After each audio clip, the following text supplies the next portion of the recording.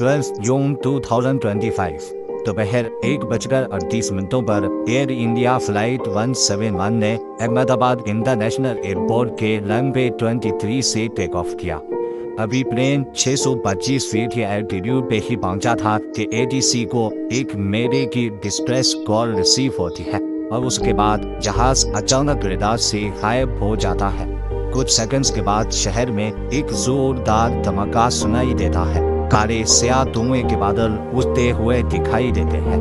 Air India का Boeing 787 Dreamliner जो 242 passengers के साथ लंदन जा रहा था, सीधा जा टकराया एक मेडिकल कॉलेज के हॉस्टल से, जहां स्टूडेंट्स अपनी बेख्याली में लंच करने में मसरूफ थे। रिपोर्ट्स के मुताबिक इस हादसे में 294 लोगों के मरने की इत्तला है, जिसमें जमीन पर मौजूद स्टूडेंट्स भी शामिल थे। इस क्रैश में एक और चीज ने तबाही को दुगना कर दिया, प्लेन का भरा हुआ फ्यूल टैंक। क्योंकि फ्लाइट को जाना था लंदन, जिसकी दूरी 6700 किलोमीटर से ज्यादा थी, इसीलिए प्लेन में अंदाजन 80,000 लीटर तक जेट फ्यूल भरा गया था। जब ये एयरक्राफ्ट हॉस्टल से टकराया तो उस फ्यूल ने पूरी बिल्डिंग को आग का गोला बना दिया। फायर ब्रिगेड के लिए भी आग को कंट्रोल करना मुश्किल हो गया, क्योंकि इतने ज्यादा फ्यूल की वजह से जो आग लगी थी, उसकी वजह से हर तरफ जलते हुए लोहे के टुकड़े खिल रहे थे। ये फ्लाइट, जिसको बोइंग 787 ड्रीमलाइनर कहा जाता है, अहमदाबाद से लंदन जा रही थी, जिसमें 230 पैसेंजर्स और 12 क्रू मेंबर्स मौजूद थे। 169 लोगों का ताल्लुक इंडिया से, 53 लोग ब्रिटिश नेशनल थे, पोर्चुगल से 7 लोग, कनाडा से 1 पैसेंजर, जबकि इसमें 11 बच्चे और 2 इन्फेंट्स भी शामिल थे।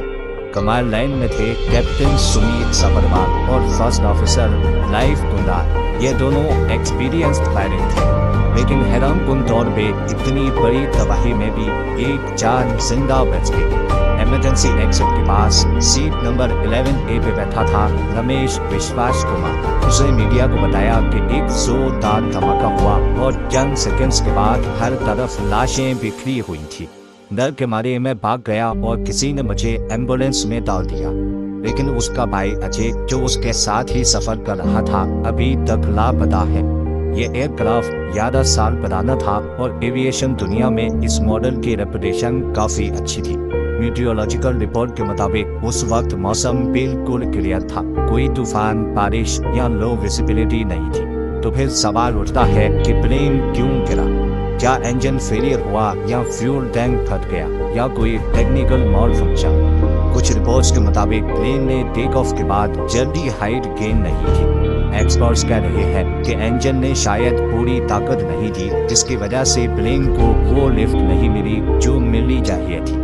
बोइंग 7878 ड्रीमलाइनर नॉर्मली एक सेफ एयरक्राफ्ट माना जाता है, लेकिन इस मॉडल के साथ पहले भी कुछ टेक्निकल इश्यूज रिपोर्ट हो चुके हैं, जैसे बैटरी फॉल्ट्स और सॉफ्टवेयर बग्स। अभी ये क्लियर नहीं है कि क्या इस क्रैश का इन इश्यूज से कोई ताल्लुक था या नहीं। फिलहाल सबसे इम्पोर्टेंट चीज है ब्लैक बॉक्स। ये बॉक्स बताएगा कि क्रैश से पहले फ्लैप्स की पोजीशन क्या थी, इंजन का स्टेटस क्या था, अगर कोई और मसला हुआ तो कॉकपिट में मौजूद पायलट्स ने क्या बातें की। फिलहाल मरने वालों की फैमिलीज अपने DNA सैंपल्स जमा करवा दी है ताकि उनके प्यारों की शनाख्त हो सके।